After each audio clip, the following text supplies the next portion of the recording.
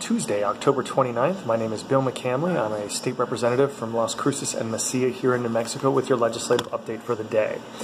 With the big news nationally being Hurricane Harvey out in Houston and Louisiana, I wanted to talk to you a little bit about what that means for people here in the state as the effect of that disaster is going to be felt in a lot of different places. So there's going to be a couple of things that will probably happen as a direct response to the hurricane. The first is that there's a lot of volunteers in New Mexico who are with organizations such as the Red Cross who are going to be going out to those types of areas to really help with all sorts of different things. So for instance, a couple of friends of mine, Ben and Amy, in Hurricane Katrina, when that happened in 2005, actually went to the Dallas Convention Center and ended up running it for a couple of days because they had so many volunteers coming in and out. And I know there's people in New Mexico who are out in Houston, other places in Texas and Louisiana working on that.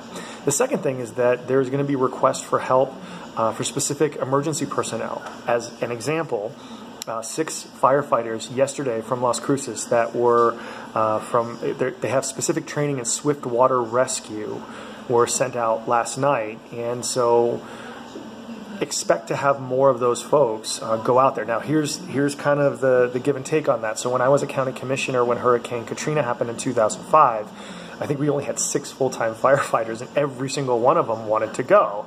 Obviously, they want to go and help, and it's a big deal, and that's why they become firefighters and cops and other first responders.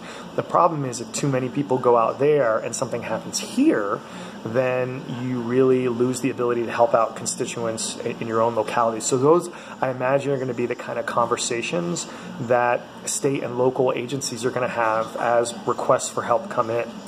But remember, these types of very, very big natural disasters have longer-term consequences. It isn't just about getting people out of their homes right away so they don't die in the floods. It's about what happens after.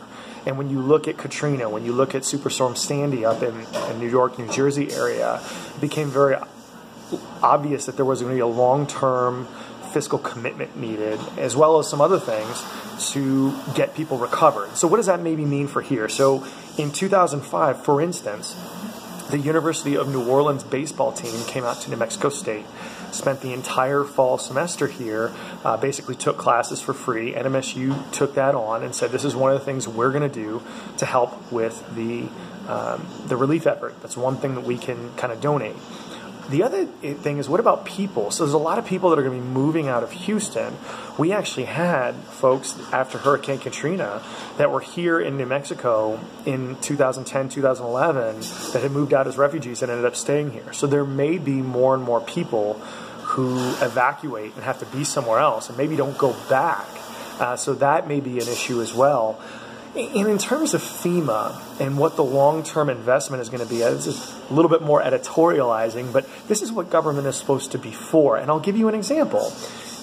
In 2006, Hatch, which is a community north of Las Cruces, completely flooded. I was a county commissioner. I was up there making baby formula, which I had never done before. And there was a lot of long-term investment that needed to take place to make sure people got taken care of. So we actually had some of those FEMA trailers in Rincon, in an area just south of Hatch, for years afterwards. And so as the debate about how to fund the recovery efforts comes around, my request to you is remember that these things can happen anywhere, to anybody at any time.